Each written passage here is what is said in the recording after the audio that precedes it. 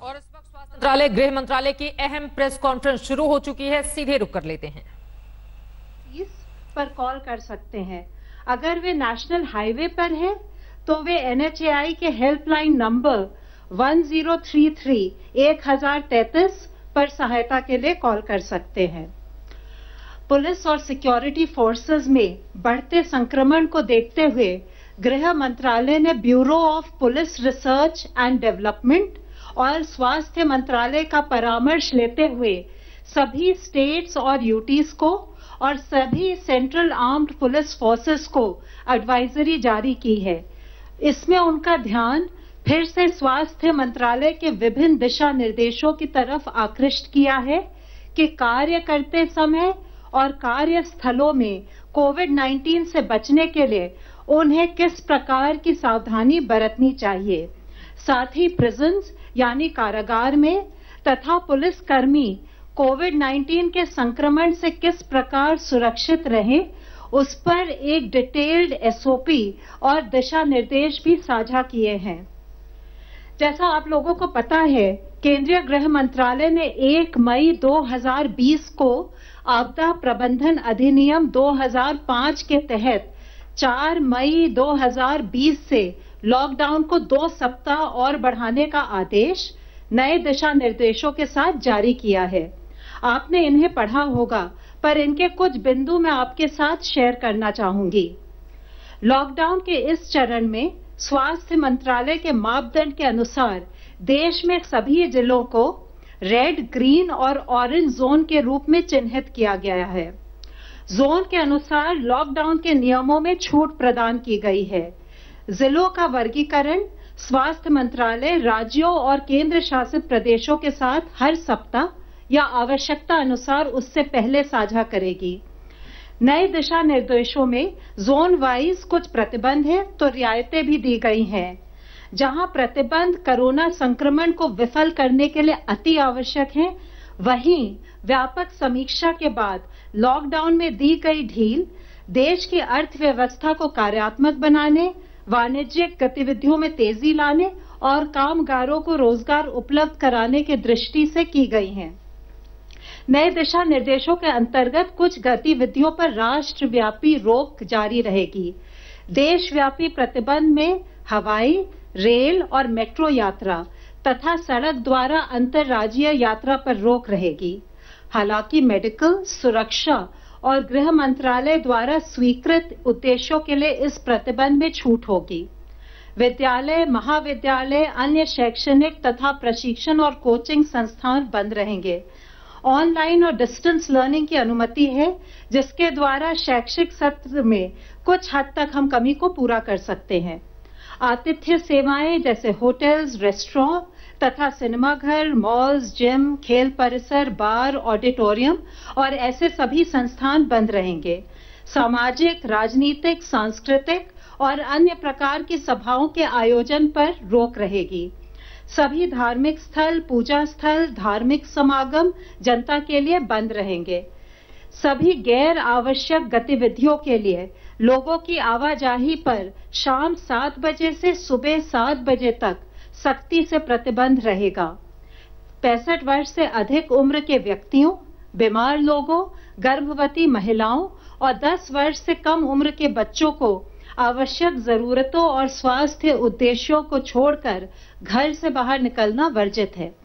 Red zone और orange zone में कुछ प्रतिबंध है, पर छूट भी है। रेड और ऑरेंज जोन में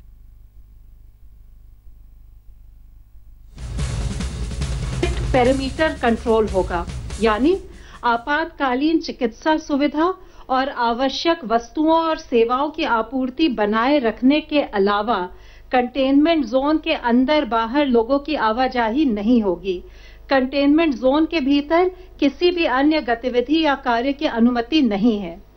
कंटेनमेंट जोन के बाहर रेड जोन में देश भर में प्रतिबंधित गतिविधियों के अलावा कुछ अन्य एक्टिविटीज पर भी रोक होगी। Cycle rickshaw, auto rickshaw, taxi और कैब एग्रीगेटर्स के परिचालन पर रोक रहेगी। बसों की इंटर और इंट्रा डिस्ट्रिक्ट आवाजाही की अनुमति नहीं होगी। नाई की दुकानें, स्पा और सैलून बंद रहेंगे। मॉल्स तो बंद ही रहेंगे, पर शहरी क्षेत्रों में मार्केट्स और मार्केट कॉम्प्लेक्सेस में गैर जरूरी सामानों की दुकानों की अनुमति नहीं है। हालांकि जरूरी सामान वाली दुकानों के लिए कोई प्रतिबंध नहीं है। स्टैंड अलोन शॉप्स, नेबरहुड यानी कॉलोनी की दुकान और आवासीय परिसर के भीतर जो दुकानें हैं वे हर तरह का सामान बेच सकती हैं।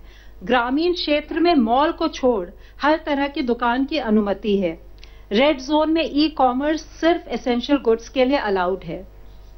रेड जोन में कुछ बंदिशों के साथ ऑलमोस्ट सभी व्यावसायिक और निजी प्रतिष्ठानों की अनुमति दी गई है।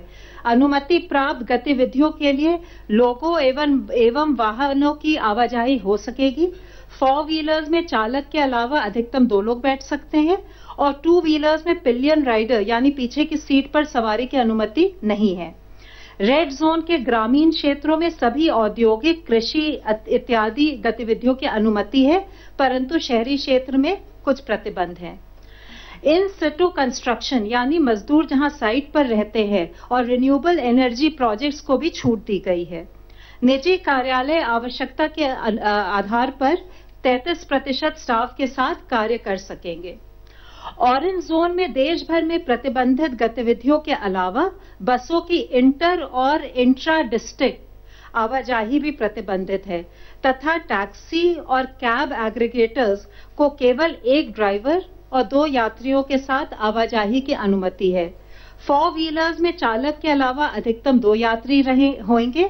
यहां 2 व्हीलर्स में दूसरी सवारी की अनुमति है।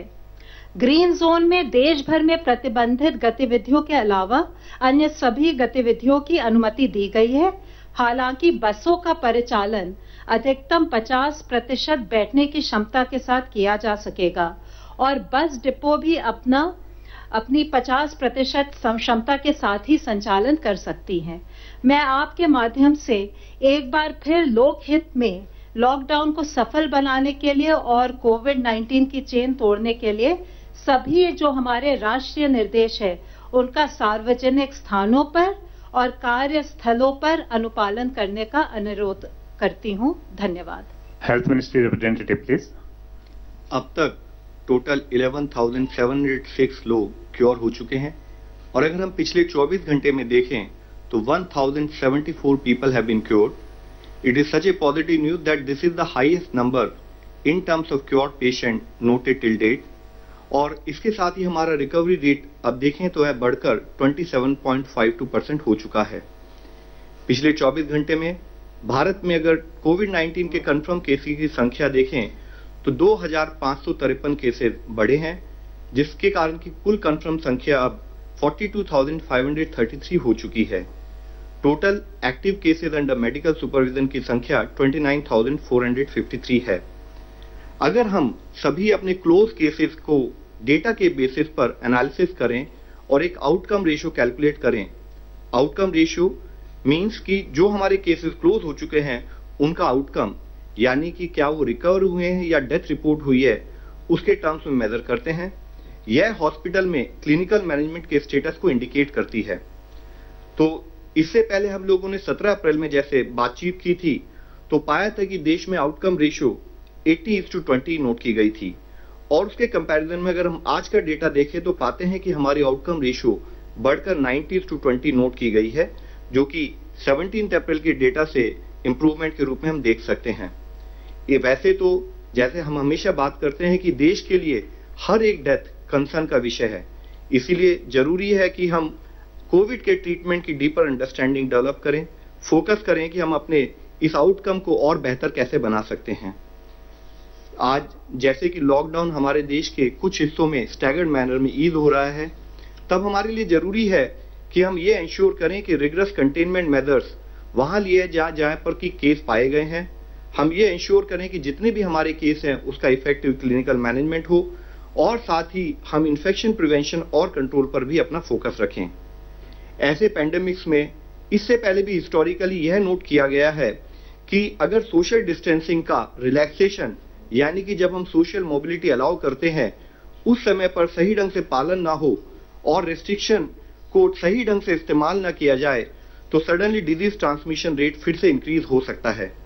इसलिए लॉकडाउन के बेनिफिट्स को बनाए रखने के लिए हमें सबको मिलकर यह इंश्योर करना होगा कि हम सब अपनी सोशल रेस्पॉन्सिबिलिटी को समझें और लॉकडाउन ईज होने के समय पर भी सभी प्रोटोकॉल्स और गाइडलाइंस का डिलीजेंटली पालन करें। There is a very fine line, complacent होंगे तो फिर से केसेस की संख्या बढ़ सकती है। दूसरी ओर जिन जिले में केसेस अभी तक रिपोर्ट नहीं हुए हैं वहां पर अगर केस आएंगे तो वहां पर फिर से रेस्ट्रिक्शन लागू की जा सकती हैं।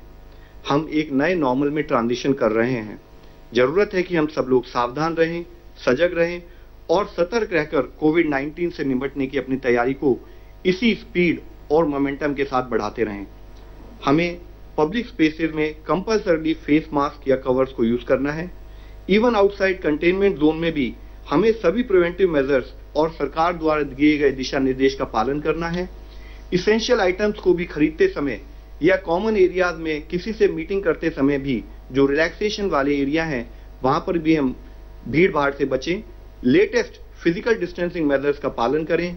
हैंड हाइजीन, एनवायरमेंटल हाइजीन और रेस्पिरेटरी हाइजीन जैसे प्रिवेंटिव मेजर्स को हमें डिलीजेंटली फॉलो करने की जरूरत है।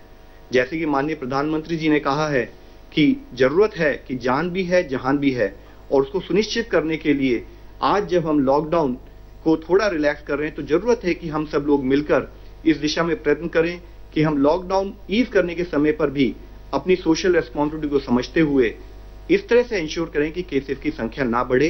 Please help us to help you. धन्यवाद। फ्रेंड्स, आज हमारे साथ हैं चेयरमैन एम्पावर्ड ग्रुप 6। तो मैं रिक्वेस्ट करूंगा सर से कि वो आपको अपने एम्पावर्ड ग्रुप के बारे में ब्रीफ करें। सर। मैं एम्पावर्ड ग्रुप 6 जो कि सिविल सोसाइटी ऑर्गेनाइजेशंस, एनजीओज, सारे development partners, industries, international organisations से डील करता रहा है, मैं उसका चेयरमैन हूं। और इस ग्रुप ने जो जो काम किया है इसके बारे में मैं एक लिखित प्रेस रिलीज दे रहा हूं। पर मैं ये बताना चाहूंगा कि एम्पावर्ड ग्रुप 6 का जो सबसे महत्वपूर्ण काम रहा है कि इसने जो हमारे एनजीओ दर्पण में 92,000 सिविल सोसाइटी ऑर्गेनाइजेशंस और एनजीओ रजिस्टर्ड थे, वो पहली बार भारत में इन सबको मोबिलाइज किया और हर सेक्टर में, वो न्यूट्रिशन हो, हेल्थ हो, सैनिटेशन हो, एजुकेशन हो, उन सबको हम लोगों ने मोबिलाइज किया और उनको कोऑर्डिनेट करवाया स्टेट गवर्नमेंट और डिस्ट्रिक्ट एडमिनिस्ट्रेशन के साथ, जो कि जगह जगह जो हॉटस्पॉट्स थे, जहां जहां खाने की जरूरत थी, जहां जहां homeless, daily veg workers, migrant workers को मदद करनी थी और खाना देना था, इन सारे ऑर्गेनाइजेशंस को मोबिलाइज करवाया। स्टेट गवर्नमेंट्स ने हर डिस्ट्रिक्ट में एक नोडल ऑफिसर को अपॉइंट किया। उसके अलावा स्टेट गवर्नमेंट ने एक नोडल ऑफिसर अपॉइंट किया जिसने इन एनजीओज के साथ कोऑर्डिनेट किया। इन एनजीओज के लिए एक स्पेशल ऑर्डर इशू कराया गया जिससे कि वो अनलिमिटेड क्वांटिटी जितना चाहें वो फूड कॉर्पोरेशन ऑफ इंडिया से चावल और गेहूं ले सकते थे 22 रुपए सब्सिडाइज रेट पे, 22 रुपए और 21 रुपए पे, जिससे कि भारत में कोई भी मनुष्य, कोई भी व्यक्ति भूखा ना रहे। और इसलिए सारे एनजीओज ने मिलकर इसमें सहायता की। इसके अलावा डिस्ट्रिक्ट एडमिनिस्ट्रेशन को भी मोबिलाइज किया गया कि इन सारे एनजीओज के साथ मिलके वो काम करें, कम्युनिटी किचन्स में एक अवेयरनेस क्रिएट करें, हाइजीन, सोशल डिस्टेंसिंग की, जहां जहां मदद चाहिए थी होमलेस के लिए, डेली वेज वर्कर्स के लिए, जहां जहां इन लोग के लिए कैंप्स बनाने थे, हेल्थ कैंप्स बनाने थे, रहने के कैंप्स बनाने थे, जहां जहां इन लोगों को एजेड लोगों को और डिसेबिलिटीज वाले व्यक्तियों की मदद करनी थी, उन सब की मदद की। और लगातार हम लोग इनके साथ करीब 10 या 12 मीटिंग्स हुई जिसमें जो जो दिक्कतें आई उन सबको हम लोग सॉल्व करते गए और इन एनजीओज ने बड़ा ही सराहनीय काम किया है। और अब अगले फेज में जब हम जा रहे हैं तो इन्हीं सिविल सोसाइटी ऑर्गेनाइजेशंस और एनजीओज को हम उपयोग करेंगे कि सीनियर सिटीजन्स और एल्डरलीज की कैसे मदद करनी है, उनको कैसे प्रोटेक्ट करना है और स्टिग्मेटाइजेशन के खिलाफ कैसे काम करें। अभी कुछ ही दिन पहले हम लोगों ने एनजीओज के साथ एक इंटरैक्शन किया था जिसमें हेल्थ सेक्रेटरी थे और हेल्थ सेक्रेटरी ने उनके साथ इंटरैक्ट किया, और उसके बाद एक और इंटरैक्शन हुआ जिसमें हेल्थ मिनिस्टर ने उनके साथ इंटरैक्शन किया। इसके अलावा मैं आपको बताना चाहूंगा कि एस्पिरेशनल डिस्ट्रिक्ट प्रोग्राम, जिसमें भारत की 112 सबसे बैकवर्ड जिनको हम एस्पिरेशनल डिस्ट्रिक्ट कहते हैं, वहां पर हम लोगों ने काम किया सारे कलेक्टर्स के साथ मिलकर। अभी तक 112 डिस्ट्रिक्ट में केवल 610 केसेस हुए हैं, जो कि भारत के 2% से का नेशनल लेवल इन्फेक्शन का 2% केवल है। और 112 डिस्ट्रिक्ट जिसमें करीब 22% भारत की जनसंख्या रहती है, वहां केवल 2% केसेस रहे हैं। तो ये एस्पिरेशनल डिस्ट्रिक्ट में बहुत कमाल का काम हुआ है। और केवल कुछ डिस्ट्रिक्ट्स ऐसे हैं जैसे बारामूला, नूह, रांची, वायएसआर, कुपवारा और जैसलमेर, जहां की 30 से ज्यादा केसेस हैं। बाकी जगह बहुत कम केसेस हैं। इन सब डिस्ट्रिक्ट्स में बहुत बड़ा मोबिलाइजेशन हुआ, टेस्टिंग किट्स का, पीपीईज का, कोविड हॉस्पिटल्स का, कुक्ड फूड्स का, एसएचजीज ने मास्क बनाए और कई बहुत अच्छा काम किया गया। इसके अलावा हमने एक बहुत बड़ा मूवमेंट पीरामल फाउंडेशन के साथ मूव किया है, जो है सुरक्षित दादा दादी और नाना नानी अभियान। और ये अब हम इंप्लीमेंट कर रहे हैं जिससे कि सेंसिटाइज करें लोगों को प्रिवेंटिव मेजर्स में और बिहेवियरल चेंज में। और Bill and Melinda Gate foundation के साथ मिलकर इस ग्रुप ने एक और काम किया कि फ्रंटलाइन वर्कर्स वगैरह को मोबिलाइज करने के लिए एक क्रिएटिव कंटेंट बनाने के लिए indiafightscovid.com, जो कि पब्लिक डोमेन में है, आप सब लोग डाउन कर सकते हैं, indiafightscovid.com, उसमें एक कम्युनिकेशन स्ट्रैटेजी बनाई, क्योंकि भारत की जनसंख्या को कम्युनिकेट करने के लिए स्ट्रैटेजी बनी। इसके अलावा मैं बताना चाहूंगा कि हम लोगों ने इंटरनेशनल ऑर्गेनाइजेशंस को भी मोबिलाइज किया, जिसमें WHO, UNICEF, UNFPA, UNDP, ILO, UN women, UN habitat, FAO, world bank, Asian development bank थे। इन लोगों ने काम किया स्किल बिल्डिंग में, जिसमें 15,300 ट्रेनर्स को ट्रेनिंग दी, सर्वेलेंस हेल्थ ऑफिसर्स को बहुत ट्रेनिंग दी गई, और इन लोगों ने प्रोक्योरमेंट में काम किया। 2 लाख PPPs दिए और 4 लाख N95 मास्क भी इन्होंने WHO, यूनिसेफ ने मोबिलाइज किए। UNDP के थ्रू हमने फर्दर ऑर्डर किया है भी 10,000 वेंटिलेटर्स और 10 मिलियन PPE किट्स, जो यूनिसेफ भारत सरकार को देगा। इसके अलावा मैं बताना चाहूंगा कि रेड क्रॉस सोसाइटी को हर डिस्ट्रिक्ट में मोबिलाइज किया गया, और रेड क्रॉस सोसाइटी ने अपने 40,000 वॉलंटियर्स को डिस्ट्रिक्ट एडमिनिस्ट्रेशन, करीब 500 डिस्ट्रिक्ट्स में उन्होंने मिलकर डिस्ट्रिक्ट एडमिनिस्ट्रेशन के साथ काम किया, और उन्होंने जगह जगह पर जा जाके quarantine, isolation facilities, donation of ventilators, mask, PPE, test kits में बहुत बड़ा काम किया। मैं ये बताना चाहूंगा कि हम लोगों ने प्राइवेट सेक्टर के साथ भी पब्लिक गुड के लिए काम किया, और जिसमें कि बहुत बड़ा रोल रहा है प्राइवेट सेक्टर का इन सब मूवमेंट में। और प्राइवेट हेल्थ केयर के साथ हम मिलकर हमने CII, FICCI, NASSCOM और सबने क्या क्या काम किया, मैंने बड़े विस्तृत रूप से लिखकर बताया है कि हर एक ऑर्गेनाइजेशन ने क्या क्या काम किया, किसने काम हाइजीन के क्षेत्र में किया, किसने खाने के काम में किया, किसने रिसर्च फंडिंग में काम किया, सारा मैंने लिखकर दिया, इसलिए मैं दोबारा दोहराना नहीं चाहूंगा। पर मैं एक चीज जरूर बताना चाहूंगा कि NASSCOM के साथ मिलकर हमने स्टार्टअप्स और टेक्नोलॉजी ड्रिवन इनोवेशन में बहुत बड़ा काम किया। और मेरे विचार से आगे चल के, क्योंकि मेक इन इंडिया हमको इन क्षेत्रों में काम करना है, और आगे चल के वेंटिलेटर्स हो, PPE किट्स हो, तो ये सब में बहुत बड़ा काम हुआ है। और मिलके कई IITs के साथ मिलके, IIT Kanpur, IIT Madras, IIT Delhi, Indian Institute of Science, EDC Poona, इन सबको मोबिलाइज किया गया कि इनकी टेक्नोलॉजी को लेवरेज किया जाए हर क्षेत्र में। और कई वेंटिलेटर्स सोल्यूशन निकाले गए, जैसे एग्वा, जिसने कॉस्ट इफेक्टिव वेंटिलेटर बनाया, जिसके साथ अब मारुति मिलकर काम कर रहा है, बायो डिजाइन, जिसने कि एक रोबोटिक प्रोडक्ट रेस्पिरेट एयर निकाला, कायनियत, जिसके बारे में मैंने यहां बहुत कुछ लिखा है। उसके अलावा क्योर आर्टिफिशियल इंटेलिजेंस, जिसका कि एक्सरे के थ्रू वो कैपेसिटी, जिसने अभी बॉम्बे में काम कर रहा है, 10,000 CXR निकालता है इमेजेस डेली, जिससे पता चलता है कि किसी को फर्स्ट स्टेज कोविड-19 सिम्टम्स है कि नहीं। इसी तरह ड्रोना मैप्स, एमफाइन और कई स्टार्टअप्स ने काम किया है इन कई क्षेत्रों में। मैं ये भी बताना चाहूंगा कि आरोग्य सेतु के ऐप के साथ जो हम लोगों ने काम किया था, उसमें अब टेलीमेडिसिन फीचर भी लग चुका है, और करीब ये आरोग्य सेतु ऐप अब करीब 90 मिलियन इंस्टॉलेशंस इसके गूगल पे स्टोर में लग चुके हैं। और ये अभी शॉर्टली इसका फीचर फोन ऐप भी निकलेगा। और इसके साथ साथ ये आरोग्य सेतु मित्र जो कि जिसमें कि सारे टेलीमेडिसिन फीचर्स हैं वो भी हैं। मैं ये भी बताना चाहूंगा कि EG6 ने मिलकर अब हमारे कुछ पार्टनर्स थे जैसे टेमेसेक, जैसे कि Bharat Bill Melinda Gate foundation, Temasek ने करीब 70,000 RT-PCR टेस्टिंग किट्स फ्री में डोनेट किए, बिल मेलिंडा गेट फाउंडेशन ने 30,000 दिए और बहुत सारे प्राइवेट सेक्टर बॉडीज ने N95 और सर्जिकल मास्क डोनेट किए। मैं इतना ही बताना चाहूंगा कि NGOs, प्राइवेट सेक्टर हो या इंटरनेशनल ऑर्गेनाइजेशंस हो, सबने मिलके हर कदम पे भारत सरकार के मिलके क्रिएटिव तरीके से जो भी सहायता हो सकती थी मोबिलाइजेशन किया और हर कदम पर हम लोग के साथ मिलके इस कोविड-19 युद्ध में हमारी सहायता की। धन्यवाद सर। आपका जो press note it has been circulated, it will also be getting uploaded on the PIB website.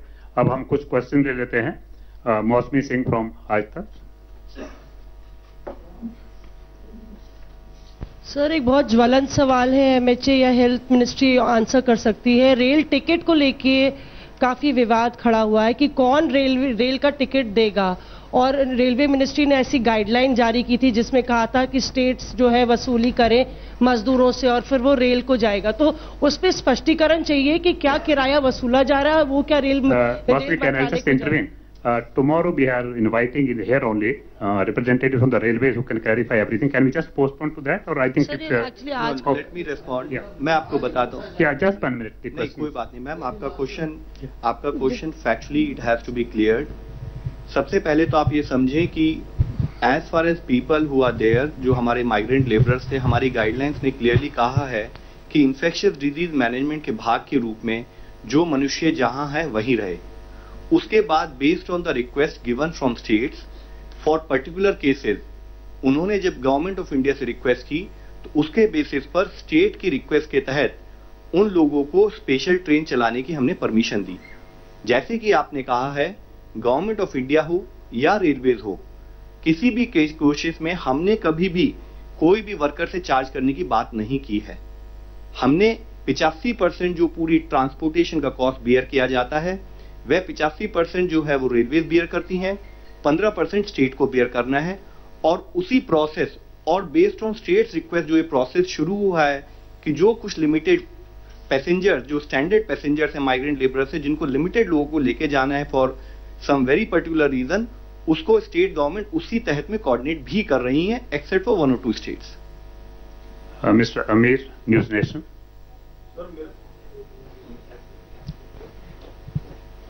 मेरा सवाल सर लॉकडाउन 3.0 को लेकर के है, और सवाल ये है, आवाज आ रही मेरी?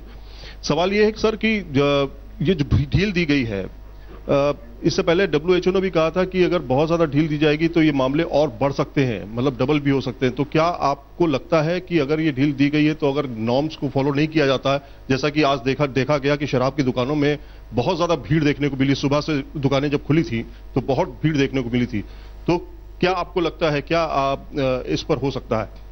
सर, जैसे इससे पहले भी हम लोगों ने आपको भी बताया कि पहली बात तो इसको मैं दूसरे ढंग से कहना चाहूंगी, लॉकडाउन 3.0 ना बोलते हुए इसे ईजिंग आउट पॉइंट नंबर 2 बोल सकते हैं आप। क्योंकि जैसे हम लोग प्रोसेस करते जा रहे हैं कि माननीय प्रधानमंत्री जी जैसे कहा था कि इट इज अबाउट जान भी जहान भी, तो कैसे हम अपने सिस्टम्स को रिवाइव करते हुए इस डिजीज को मैनेज करें, कैसे कम्युनिटी ओनरशिप को एज ए प्रोसेस के रूप में लाके आगे बढ़ाते हुए, जिसमें कि कम्युनिटी अपने बिहेवियरल चेंज पर फोकस करे, social distancing, physical distancing as a norm अपनी लाइफ में लाए, और साथ ही गवर्नमेंट की तरफ से कंटेनमेंट एफर्ट्स पर हमारे उसी तरीके से उसी स्ट्रेंथ के साथ हम काम करते रहें। ये हमारा प्रोसेस है। और उसी के तहत जब आज हम ईजिंग आउट कर रहे हैं, जो स्टैगर्ड वे में रेड, ऑरेंज या ग्रीन जोन में जो हमने रिलैक्सेशन की बात की है, आपके द्वारा हम फिर कम्युनिटी से रिक्वेस्ट करना चाहेंगे कि this is a process where everyone is a stakeholder, everyone has to take his and her ownership in terms of managing the situation। आज हम सबको समझने की बहुत जरूरत है कि कोई भी अगर यंग आदमी भी सोचता है कि चलो मैं बाहर जाऊंगा, मैं फिजिकल डिस्टेंसिंग मेंटेन नहीं करूंगा क्योंकि मैं यंग हूं, शायद मुझे इन्फेक्शन ना हो, तो उसको ये समझना होगा कि उसके घर में अगर उसके बच्चे हैं या उसके घर के एल्डरली हैं, उसके आस पड़ोस के एल्डरली हैं, उनके प्रोटेक्शन के लिए उसको अपनी सोशल कमिटमेंट, अपनी सोशल रिस्पॉन्सिबिलिटी के साथ एक प्रोसेस के रूप में अपने जीवन में ढालना पड़ेगा। और यही रिक्वेस्ट हम फिर से बार बार आपसे करते हैं और आपके द्वारा कम्युनिटी से रिक्वेस्ट करते हैं कि हमें सबको मिलकर इस लड़ाई को लेना है। ऑनलाइन क्वेश्चन है, देश में लॉकडाउन के बाद भी लगातार संक्रमण के मामले बढ़ते जा रहे हैं। पिछले 3 दिनों में 2000 से अधिक मामले प्रतिदिन आ रहे हैं। क्या स्वास्थ्य मंत्रालय या ICMR इसके पीछे कोई और वजह जानते हैं कि क्या मानते हैं इसके बारे में? Sir, it is very critical to understand कि how does a infectious disease spread. It is always like a geometric progression. और उसके होते हुए भी लॉकडाउन समझें, फिजिकल डिस्टेंसिंग का प्रमोशन एक लाइफ का पार्ट समझें, या साथ में कंटेनमेंट एफर्ट्स, इन सब के कॉम्बिनेशन में अगर आप देखें तो लॉकडाउन से पहले जब हमारे यहाँ देश का डबलिंग रेट 3.4 था, आज वह बढ़कर 12 दिन हो गया है। तो हम ये देख रहे हैं कि lockdown as well as containment efforts done by government is yielding its result. But हमारा पैरेलल चैलेंज आज ये है कि इस रिजल्ट को हम इससे। नमस्कार, मैं हूं अंजना ओम कश्यप। हमें उम्मीद है ये वीडियो आपको पसंद आया होगा। लेटेस्ट खबरों के लिए यूं ही देखते रहिए आज तक, और इस वीडियो के पसंद आने पर लाइक, शेयर एंड सब्सक्राइब करना ना भूलें।